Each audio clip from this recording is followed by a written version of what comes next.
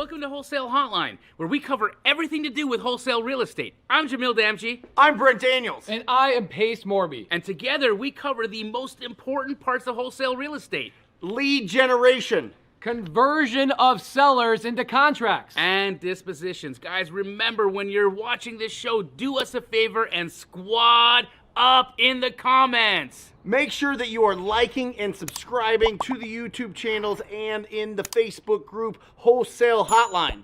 Most important, we want to know we're doing a great job for you and helping you build your business. So go give us a review on iTunes and or Spotify.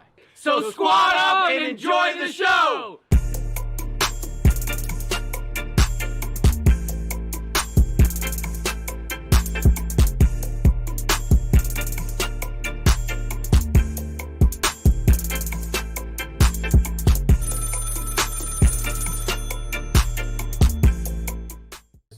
Welcome to a special edition of Wholesale Hotline.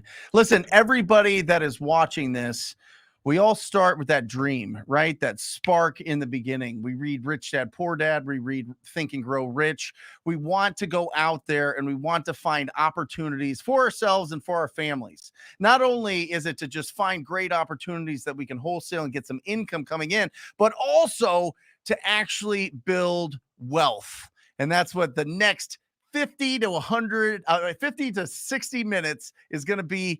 That's what we're going to be talking about today. And it is my pleasure to be around Jamil Damji, Pace Morby, and Tim Bratz. How are you, Tim? Excited to be here, brother. Awesome. Thank you guys for having me. Thank you for doing double duty. You No, just I'm did pumped. an incredible 2 hours with Steve Trang on Real Estate Disruptors.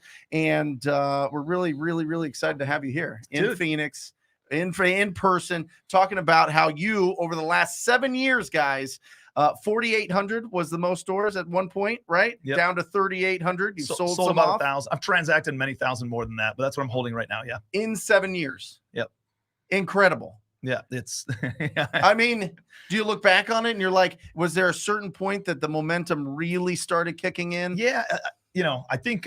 Was it when your parents basically gifted you all these Yeah, units? Or yeah, like, is that what happened? It's, On day one, you started with 4,000 units, so you only had to get 800 more? yeah. That's. Is that how it works? 4,700. But yeah. No, I my dad's blue collar police officer, right? My mom was a stay-at-home mom.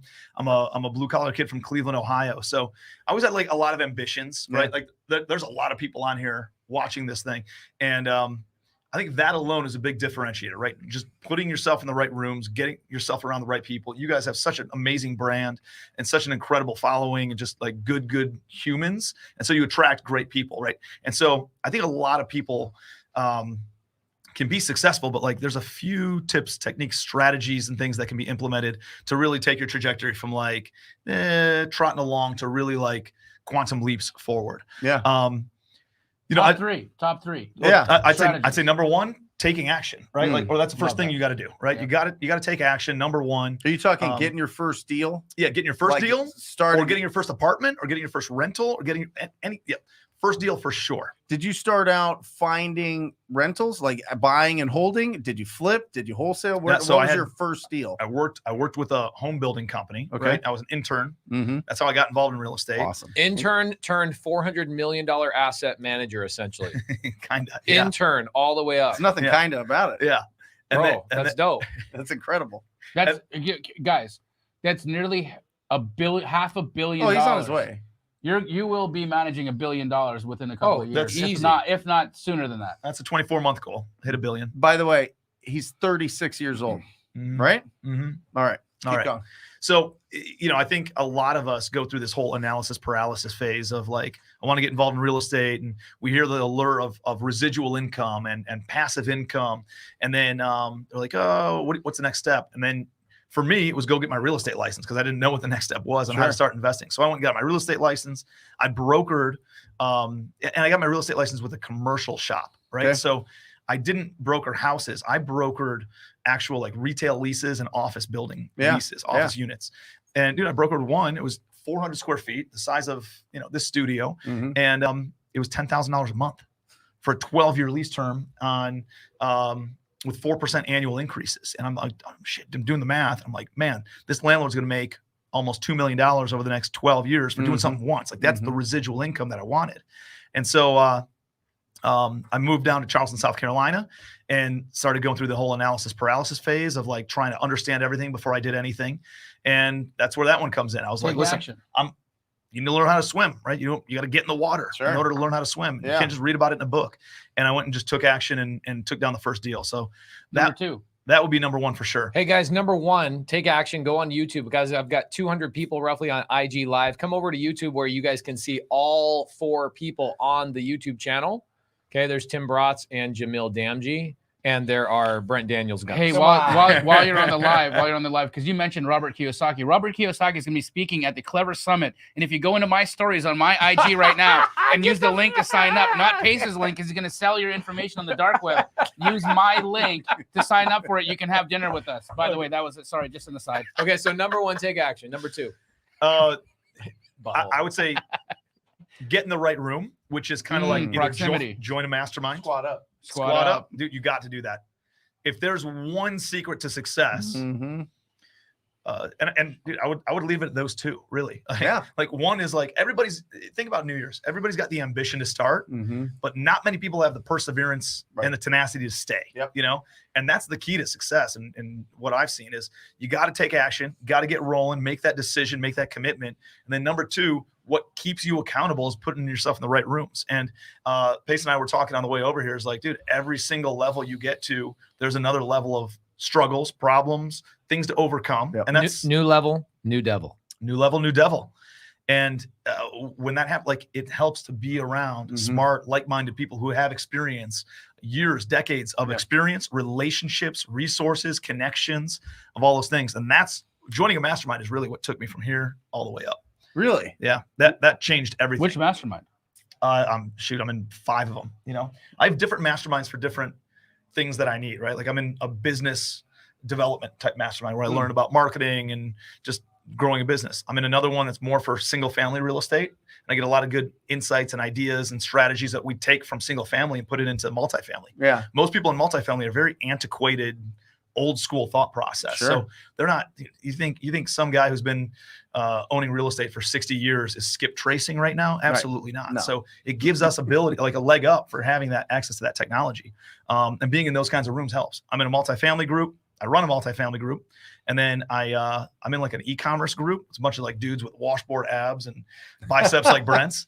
And they just travel around the world and do e-commerce. But just in case you guys are wondering, I do not run that. That's not mine. Okay. That's not your mastermind. That's not my mastermind. I know he's saying washboard abs, all that stuff. It's not mine.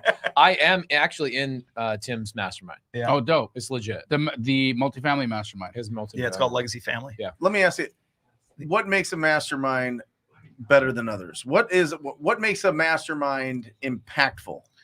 Yeah, I think how do you judge a mastermind, right? Like well, first you understand where do you want to go? Yeah. I think a lot of people, they're like, oh, yeah, what do I need to do next? Well, first you got to figure out what the destination is, you know? And then once you have the destination, you can reverse engineer the path, the roadmap in order to get there. But first you got to figure out where do you want to be? So you start with the end in mind. Yeah. Starting with the end in mind, and then you reverse engineer the path. And so like figuring out what do you want to get out of this mastermind, you know? And so if it's single family, I want to be able to take my team there and learn certain things. And I know that I can provide value and teach people how to scale into multifamily.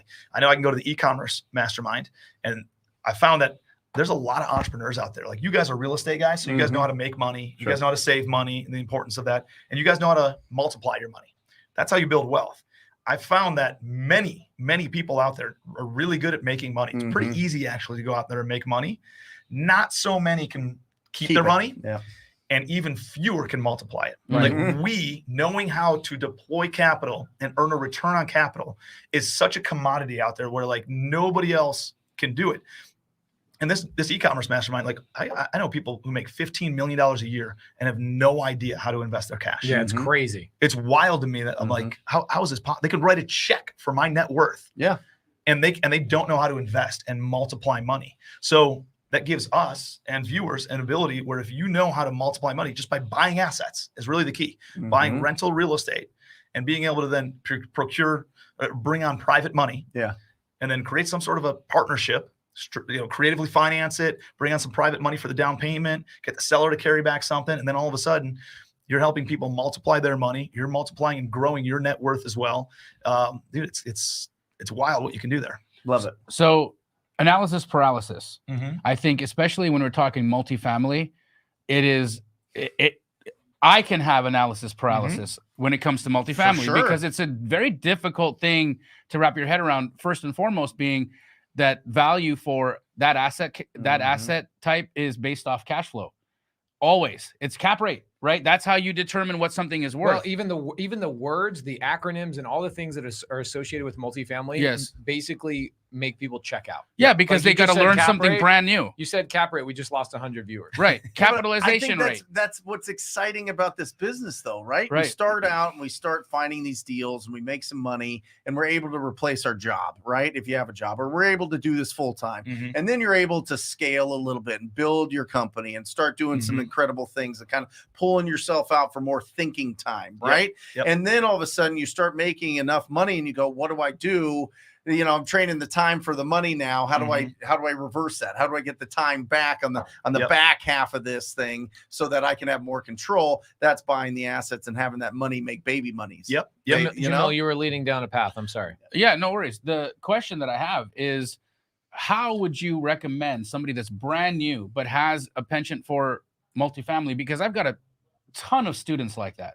And they're like passionate about multifamily because, like you, they understand and they believe that that's going to be their ticket and pathway to wealth, right? They're seeing the end and they want to work their way back. So, Tim, if you were to start from day one and you had to learn how to analyze multifamily, where would you send people to get a 101 on understanding and analyzing a multifamily asset? That's great. I mean, it's not I'm here to provide value, but like I have something called Commercial Empire. Sell some shit, bro. What are you doing? No, I'm Commercial I'm Empire. happy for you to plug it because this is something that people are genuinely interested in. Tim, didn't you just say that joining a mastermind changed your life? Come on, bro. Tell the people. The coaching is important. It's not a mastermind. Commercial Empire is not a mastermind, but it's a 3-day virtual course that people can plug into on how to scale from going from single family into multifamily and really buying and holding real estate. And so you're exactly right, man. Like, even for me, the reason it's easy for me to teach this stuff and simplify it is because I never took a class on it. I never read a book on it. I figured out from the School of Hard Knocks on how to go out and buy apartments. Love it. And everything that I do and that I've learned came from what I implemented from doing single family. So, I was talking with Steve Trang on his podcast, and he's like, how do you find deals? I was like, how do you find deals in the single family world? Well, I buy a list. I skip trace it. I dial for dollars. I drive for dollars. I do all these different things. Yeah, but that doesn't work in multifamily. Yes, 100%. Guys, that doesn't work in multifamily. I promise you, most of the deals that I get are from sending out emails to people who were single family investors, realtors, brokers, contractors, vendors in some capacity that were on, gave me their business card over the course of 3, 4, 5 years of going to, the local RIA events and all that stuff. Yeah. And I just sent them an email. I said, hey, I'm looking to buy apartment buildings. If you know of any apartment buildings in Cleveland, Ohio, please send them to me. And all of a sudden you send that email enough times and people start firing off deals to you and you become known as somebody who buys apartment buildings. Okay. So I want to stop right there because I feel like this is where you're heading. Because what happens is we can all get leads, right? In fact, even single family lead generators, right? A lot of our audience on Wholesale Hotline, Sunday Service, Brent's show, Straight Outta Compton, they're all advertising to homeowners or property owners that ultimately sometimes own 200-300 homes. And then a lot of them own apartment buildings, right? Like the one I was just telling you about, the property I'm buying on seller finance, 0%. That was a homeowner who owned a single family home. Somebody skip trace called them and said, what else do you have? Right. Yep. So they run into a multifamily deal, right? It's not a 300 unit or a 500 unit deal, but it's, under 50 units. And most people stop right there and go, that's not an opportunity for me. Yep. I don't know how to comp that. I don't know, whatever. Okay. So you need to learn how to value this. And so what Tim is saying, 3-day course. Is that what it is? Will that 3-day course yes. get people to be able to evaluate multifamily in every market? Let's take that and simplify it even further. Like that the course it's essentially 5 steps, right? It's how to find deals, how to underwrite deals, how to structure the financing and raise private money, for apartment building deals, how to operate them, and then exit strategies. Those are the 5 steps that we talk through. I love it. I'm happy to talk through all of them with you guys right now and give you kind of like Let's do that, because Cliff Notes version. This is of making it our as audience, simple as possible. Our audience is they're chomping at the bit, but they need to get wrap their heads around it. So start with 1. So finding deals. Yes. Same way that you guys find deals, off-market direct to seller deals in single family, you can do that in multifamily. How many of those things did we list off? 10 different ways. And guess what? None of them said go to brokers. I know you mentioned this on Steve. This is huge. And I love that you said this. It's key in single family. A lot of people think maybe I just go to brokers. This is the biggest caveat. This is the master of going to brokers. This is the biggest difference of the two is in multifamily, especially when you're getting started. Going to brokers is not the best way to source multifamily deals. And why is that? Because if you don't have any deals, like I don't know, let's say you own your own home and you wholesale 50 houses a year. That's amazing. But if you try to go and bid on a 100-unit apartment building against somebody who's got 4,000 doors like me, dude, you're not going to get any credibility from the seller or from the broker. Yeah, because you're not in the club. So you're 100% right. So I just sent out an LOI on a 50-unit in Fayetteville, North Carolina, which is where I'm investing. Broker says 1% earnest, non-refundable upon the signing of the purchase contract, not after inspection period. Because you're competing against big boys. Right? People that come in here just stroke a check. They have all the credibility. They're like, we want to weed out the non-credible people. So they say 1%. The purchase is $5 million. So you have to put up 50 grand in earnest money just to play the game, just to sign the purchase contract, non-refundable before the inspection period. That's a scary thing. So going to the broker is the one that is the one imposing those situations. The seller's not going to say that. Yeah, we're ballers, dog. Well, I'm not saying that you don't have it. I'm just saying, guys, you don't like putting money into deals. Guys, this is why I don't have a Breitling. Okay. Because I'm putting 1% down on some stuff. No, we renegotiated it. We renegotiated that we put our 1% after inspection period, but that was their imposed set of rules. Like, you want to play with us, this is what we want right out of the gate. And that's what you're saying is like playing with brokers is a little bit more challenging for somebody in the beginning. I mean, they're going to be advising their seller in a way that tries to put you in a headlock from right out of the gate.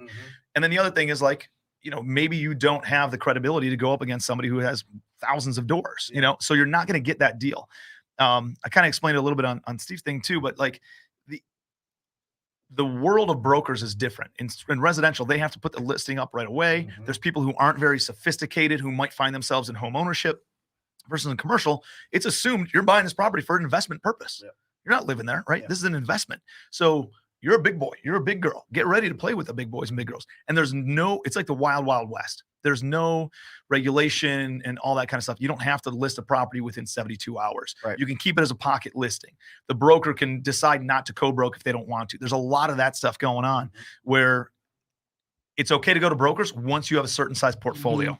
But right now, now's not the time. If you're just looking to open up or build out your portfolio, stick with off-market direct to seller, and you're not going to get into the brokers asking for non-refundable earnest money. You're not going to get into bidding wars. You're not going to get into all that garbage. Now, let me ask you this, because I push really hard.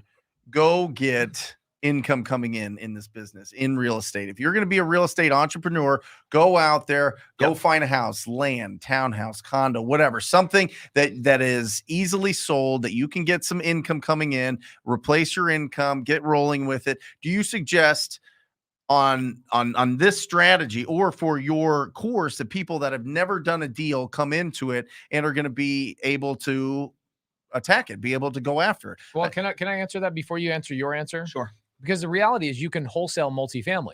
So if I can value a property, right? Jamil's the master of comping and everything else. We actually just had 3 of our students lock up a deal in Sedona. They all collaborated and made $255,000 wholesaling a multifamily deal.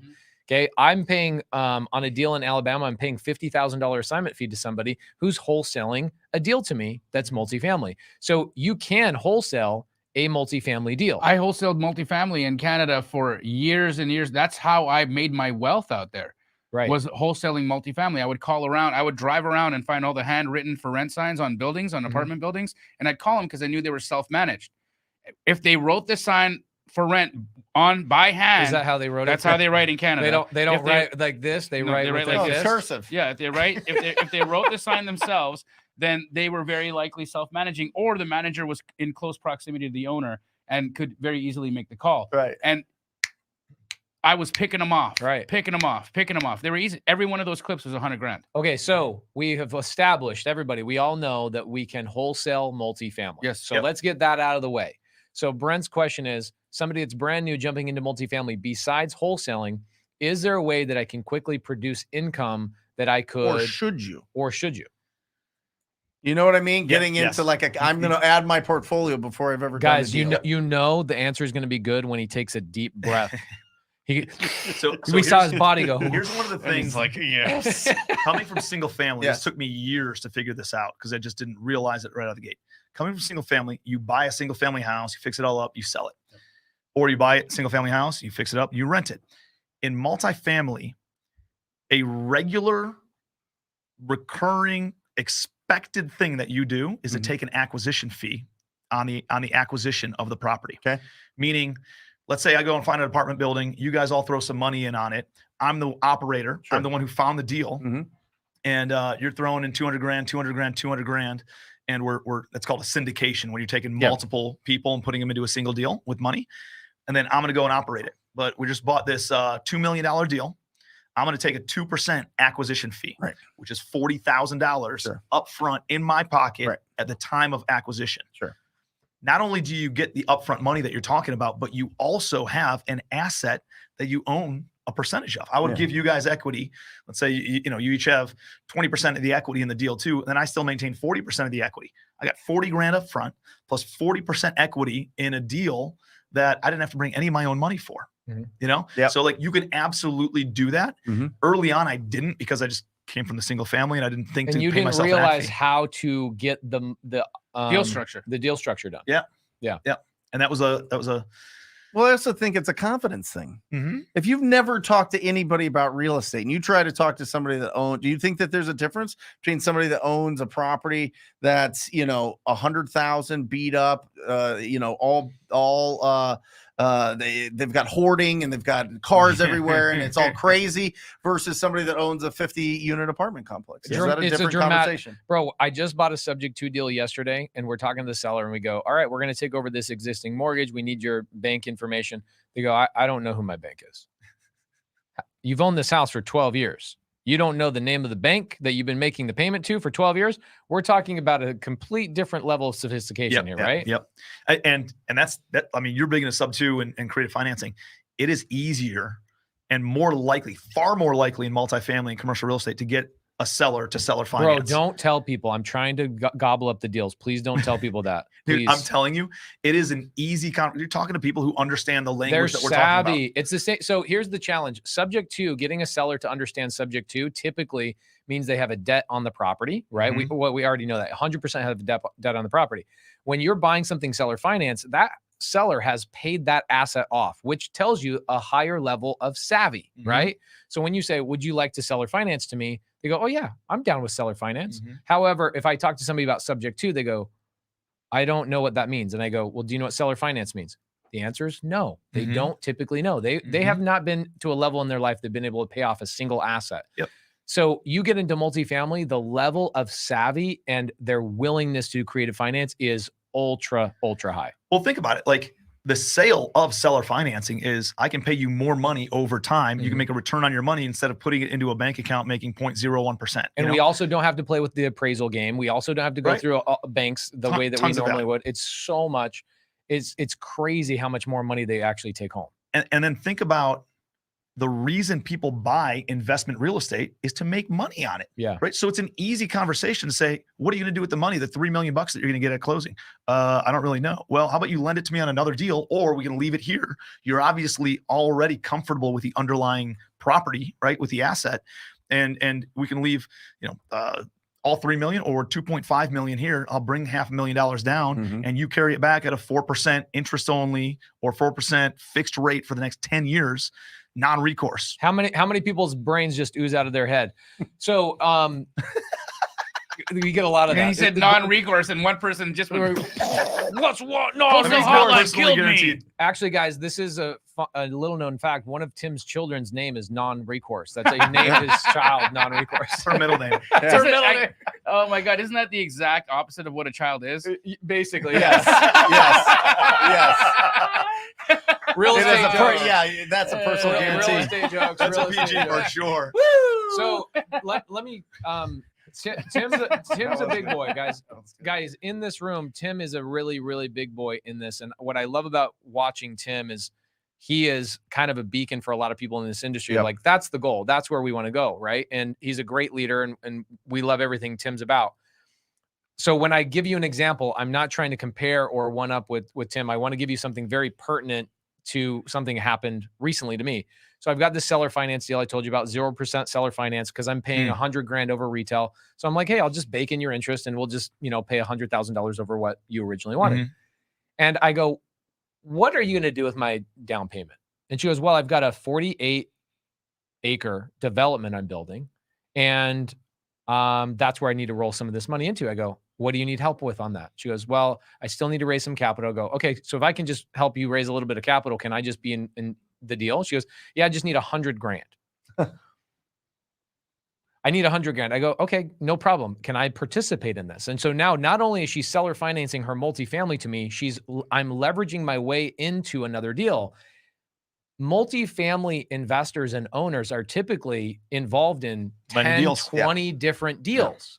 And they're always moving money around. And so you can actually get your sellers of multifamily to even lend money to you on other projects that they're not technically involved in, right? Here's the beauty of it. What I found in the single family is I'd buy from somebody and I'd never do business with them again. In multifamily and commercial real estate, a buyer is a seller is a lender. That all three of those, Bro, it's just a matter of time. Tim, please make a hoodie that says that, dude. Okay, at your next meetup, your next thing on stage, I need you to have a hoodie say that. That's freaking dope. I'm telling you. And so it's just a matter of timing, right? If they sell something, they're probably going to go buy something. If they sell something, they could probably lend to you, right? If they just bought something, who knows? Maybe they'll sell it. I'm a buyer, lender, and seller all right now. I'm looking to buy, I'm looking to sell, and I'm looking to invest money into different projects. So if you build up any one of those funnels, you're building up all three of those funnels at the same time, all three of those buckets. So finding these. Let's get into underwriting, because that's a huge thing. This is probably the biggest bottleneck for people to. This is the real skill, right? The mind bender, right? Because I get these. I'm going to make a suggestion. Just real quick. So we have how much time? 20, 30 minutes? 20 minutes. Okay. I don't think we should try and go through all of these. I think let's go through underwriting. I think what we do is we get him to come back on Wholesale Hotline on a Monday. Yes. Okay. And we tease that he comes in and talks about the last three. He loves this idea. He Um, loves it. I'm in. Here's what happens a lot, right? I get a student who brings me a deal. It's like, hey, I've got this deal. It's $155 million. Right. And I say, there's like 10 people in America who want to do this deal right now, and you don't know them. Yeah. What? I'm not joking. I know. But like, it's like when they're like, I got this $155 million A-class deal that I can buy right now. We can do, and they're like, this is going to be my first deal. And like, when I read this text or this DM, I'm like, get the fuck out of here. Okay. Because legit, there's 10 people in America who want to do this deal, and you don't know any of them, and neither do I. Right. Yeah. So that's the thing, right? Let's talk. They probably already know about that deal, right? And have passed. Exactly. They already know about that deal because it trades in small crews, just like he just said. Yep. So let's talk about, when we're underwriting, first, what's the asset class? What's the like the real, honey hole for number of units, and then give us just a quick example of where you would be interested in a buy. Like, can you please explain 1% or a 2% building? Like, what gets Tim horny for a building? Oh, hold on. Speaking of horny, explain honey hole, please. I'm getting in it.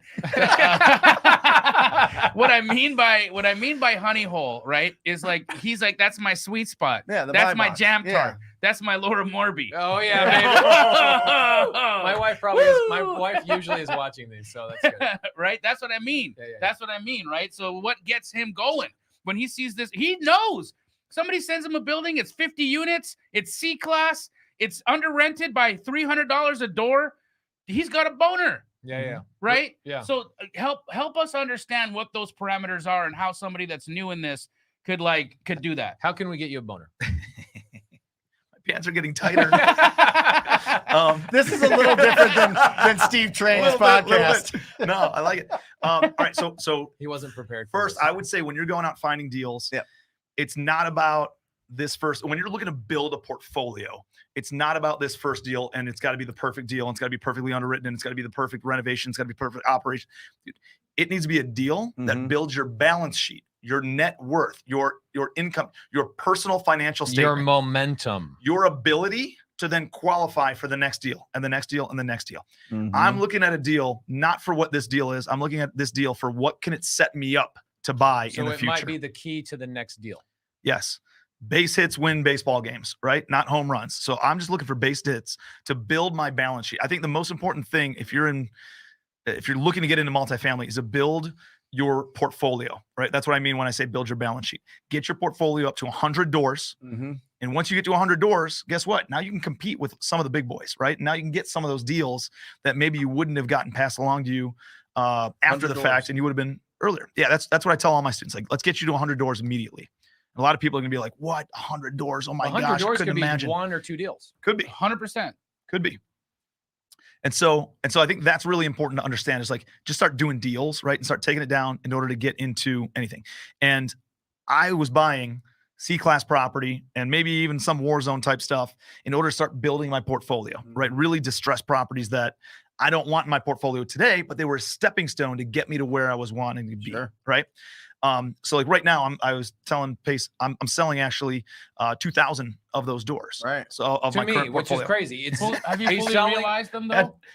Yes. He's all about 500 we haven't. What does 500 that units. mean? That means that he's extracted the value from it. So he's just selling a turnkey cash flowing asset, but all the value he's taken out. 1,500. Yeah, 1,500 units are at retail price. We're going to sell it to some big buyer who's just going to buy it, hold it. But the beauty about it is even he's going to make some money because he's going to pay down principal over time. He's going to let the property appreciate. He's going to take all the depreciation, right? And so they're going to make money. They know how to make money on it in many different ways. That's not just, the cost basis, like what your all-in cost is of the deal. So I think that's really important. But then, yeah, I'm selling about 500 units just because they're a headache. It's a headache management, headache business partner, headache location. And I just don't want those. So I'm actually Is business partner investors? Or is this a joint venture partner. The people that are they responsible for management and Yes. rehab and all Yes. that? Yes. Yeah. Who just couldn't get to the finish line. That I hear is the tough part, right? Finding the Very really difficult. trust. Yeah. Very difficult. And so they just couldn't get to the finish line. We got to a point where like, I don't want to infuse any more money. So I'm just going to let those go. And there's a lot of meat on the bone for somebody else to come in, buy Where these are things and renovate them in Georgia. Where? About 2 hours south, 3 hours south of Atlanta. You want to do some deals on there? Don't get me. Atlanta's my favorite place in the whole world. Atlanta's my home and I love it, baby. All right. No, I like that. Just let them do their thing. Keep going. You and I already talked through this.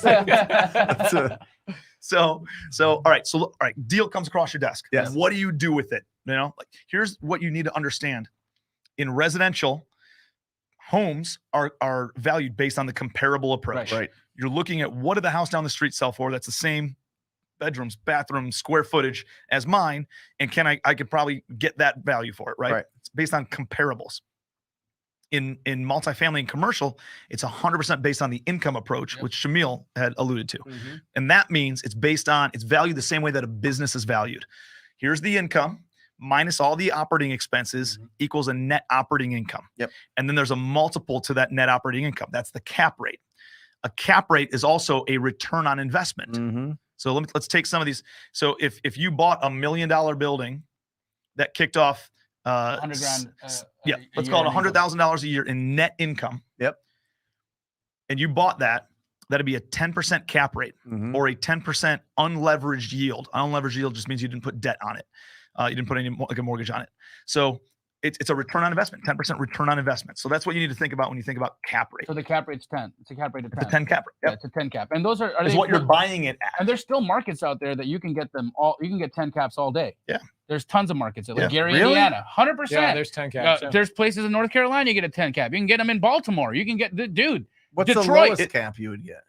LA, I mean, you know, where it's negative. Grant Cardone's buying 2 caps, 3 Right, caps. You right. know, like there's 1 caps in New York City. You know, Sure. so there's people who just need depreciation Yeah, I get it. in high appreciating markets Yep. where they'll just go and put money and they don't need it. They don't need the cash flow. Right. So they can sit on it for the next 30 years. You know, when you got FU kind of money and you just need it deployed, earning any sort of yield, you'll Mhm. go into some of those primary markets and buy it, even if it doesn't have a return on investment, You have a just sweet because spot eventually it'll go up. for your That's camp rates. hey, that's also known as a honey hole. I know.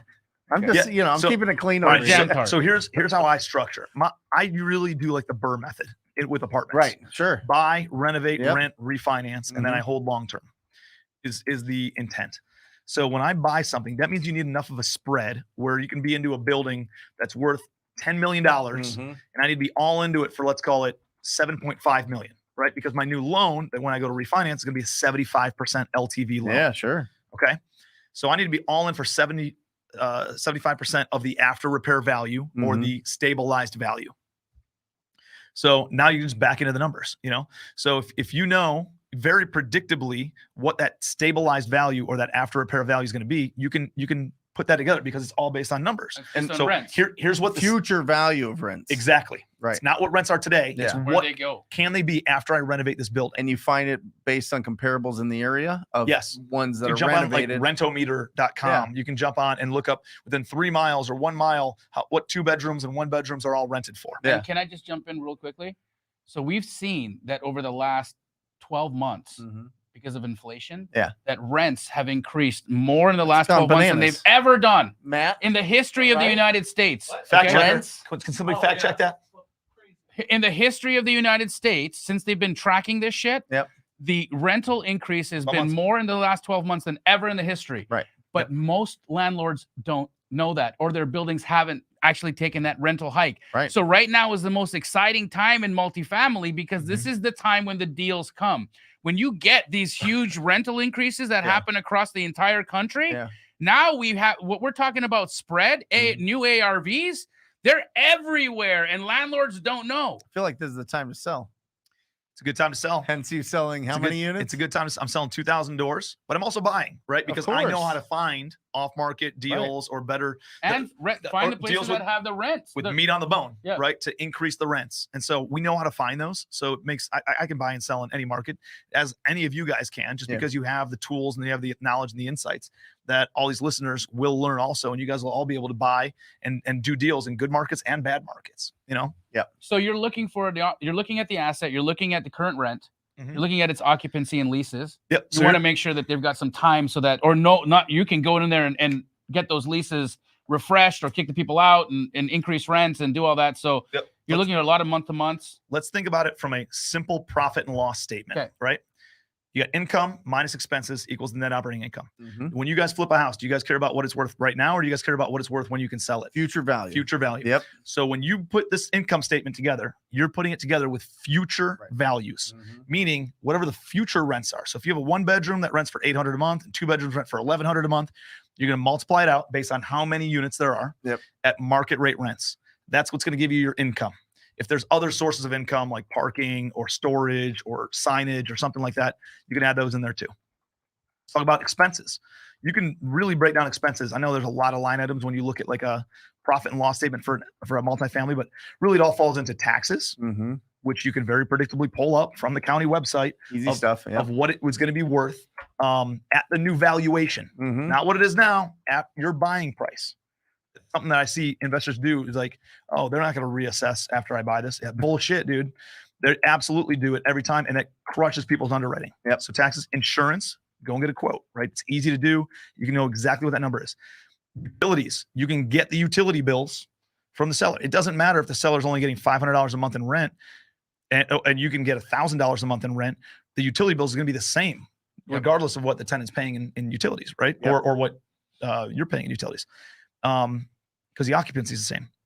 And then you have maintenance, which if you're going to renovate the whole building and really make it nice, that's going to be very predictable moving forward, right? You're going to replace the roof. You're going to do the parking lot. You're going to handle, the common areas and update the kitchens and bathrooms and flooring and paint and fixtures and all that stuff. So you're going to have a very predictable maintenance schedule. And then you have property management. Yep. You just go and get a management, property management agreement, and you figure out that. So now you know exactly what the income is. You know exactly what the expenses are. Now you know a very good target of what the net operating income is. Yeah. When you take that number and you multiply it by whatever the cap rate is in that area, if you don't know how to find that cap rate, you just contact a mortgage broker, like a commercial mortgage broker or a commercial real estate agent, and they'll give you that number. Do you have cap rates across the country mapped out, and do you know what the cap rate that people should be buying at? I can look it up. Where I don't they know it could off the top sell of my at. head. That would be an interesting thing for you and I to spend You guys some should time collab going on down. that. Going down a rabbit hole. We could easily and pull up collecting every that? single one of those. Yeah. You Because guys I should, think you that would guys be should very do important. a You wanna dedicated do collab that? on Yeah. I mean, I'll put you on with somebody on my team who'll do it with you. I'll get somebody on my team to do with somebody from your team. Deal. I'll Somebody do on it. his team he's got amazing people Yeah. on his team. Shout out Kara Madden.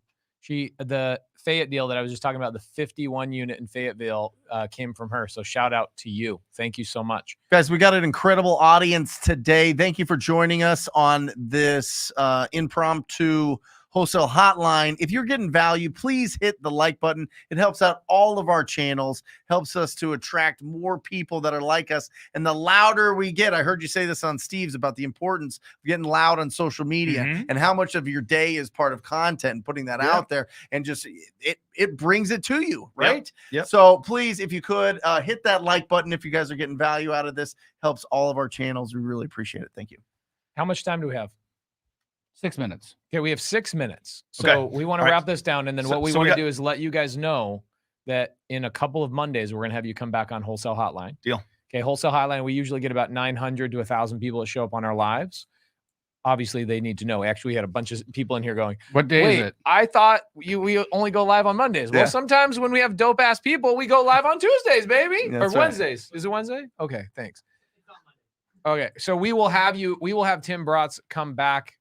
There were a bunch of people in my Instagram. I have 150 people on my Instagram right now that are saying Tim Bratz is the reason why I have a $20 million portfolio.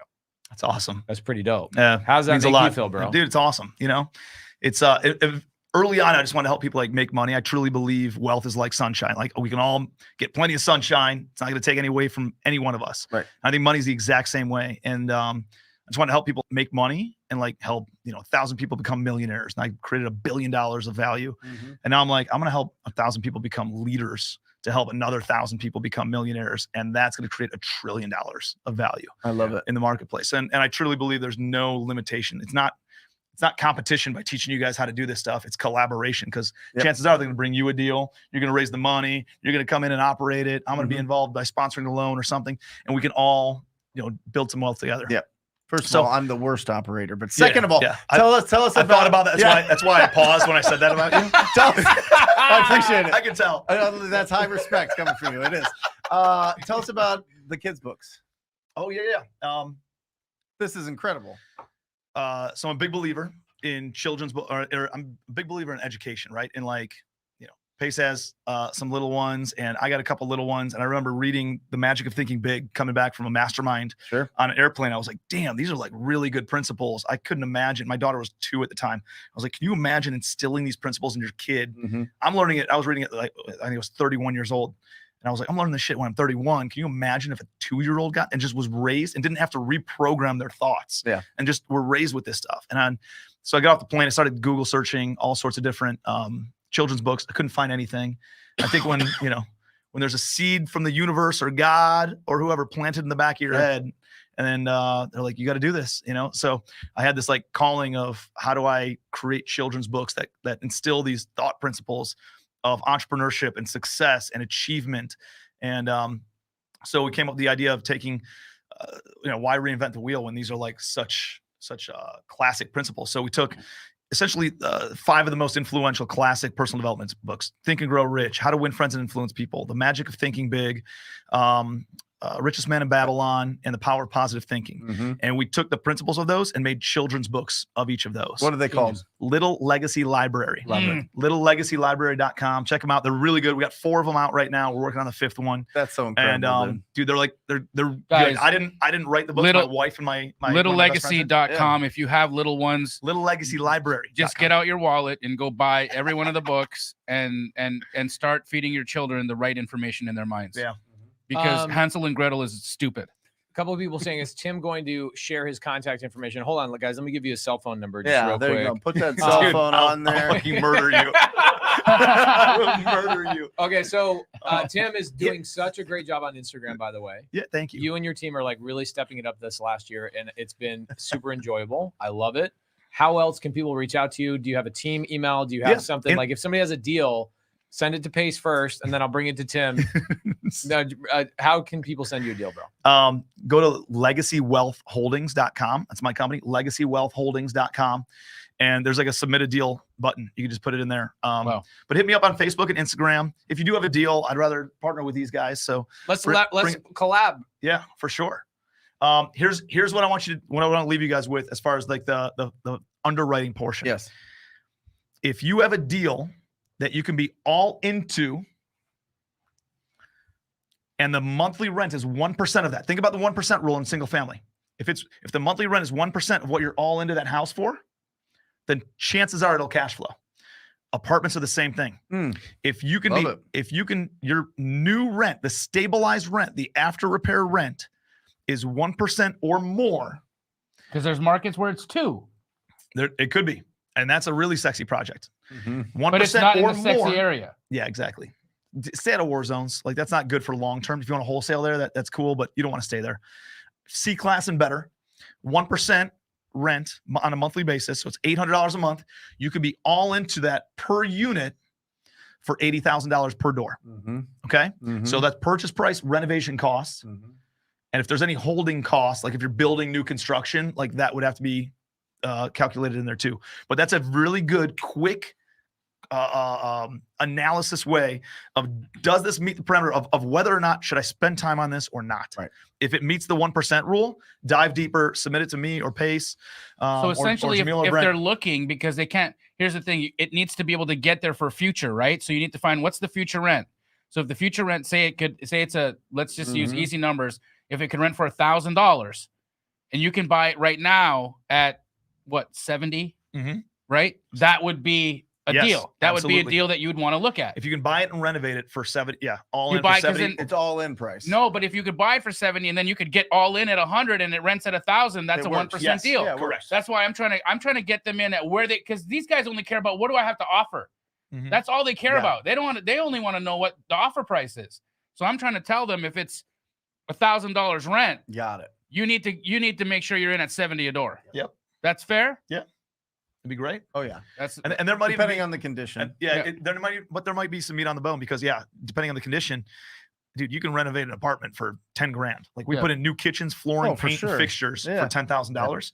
So it really doesn't matter how messed up the property is. Oh, I mean, that doesn't include like windows or mechanicals, or maybe common areas or amenities or stuff like that. So if those things need to be taken care of, then yes, you want to add those in. But if you're just turning units, $10,000 a door is a pretty good metric that you can turn and have a fully renovated unit. awesome. This Awesome. is great.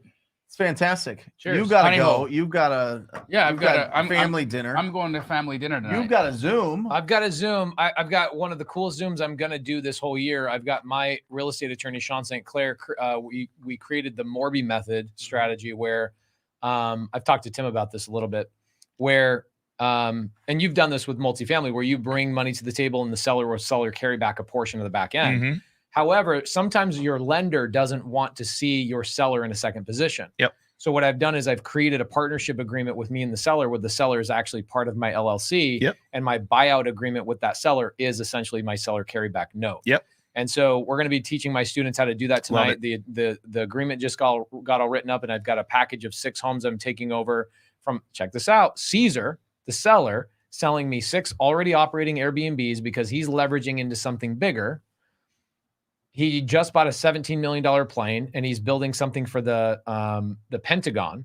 And he's like, hey, do you want to participate in this deal?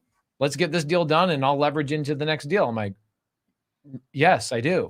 Because a seller is a buyer is a lender. That's it, baby. Yep. Love it. Freaking genius. Tim Bratz. Blenders. New friend, Tim Bratz. Cheers, Guys, guys. if Cheers, you are guys. not me. if you are not following Tim on Instagram, make sure that you get over there right now. And is the Commercial Empire course out? Yeah, so it's we do it 3 times a year, Okay. and next one's in April, actually. So Fantastic. go to commercialempire.com, and you guys can check that out if it's something that, And are that you resonates just with you're you. shooting it live? Is it live? Yeah, it's a or is live, it like it's a live virtual event. but people can watch it on Yeah, their computers. and then there's a record. Yes, so it's a live Awesome. virtual event that we do 3 times a year, and you also get access to recording right now. Do you do it from your office? I do You do it from, like, I do a it from my- studio? my beach house, dude. He does it Nice. from his Dude, really? $5 Yeah, million that's beach house fantastic. at the zone boat Where's dock. your beach house? Charleston, South Carolina. Oh, nice. Freaking Nice. dope. Hey, was Robert Kiyosaki a big influence of yours? Yeah, I think Rich Dad Poor Dad is like one of the most ultimate books of this Yeah. opening up your mind Yes. to what's even possible. Yeah. So before you leave, I have a link in my stories on my IG that you can actually click on it. And if you click on that link, you can come to the Clever Summit, which is the last Clever Summit ever. Ever. And Robert Kiyosaki is going to be Till the next speaking one? there. Boom. Well, no, because there won't be another one. He's done. Cody Sperber's getting out of the Cody speaking game. Sperber's Oh, really? he ended it. And Robert Kiyosaki might not do another speaking engagement after this. This could be, one of the finals. So This is it. if you want a discount, just get into my Instagram stories and hit the link. There you go. Thank you guys for joining us. We love you. We'll see you on Monday. See ya. Later, guys. Yeah, it's so That was good. dope. All right, Tim, let's roll, bro.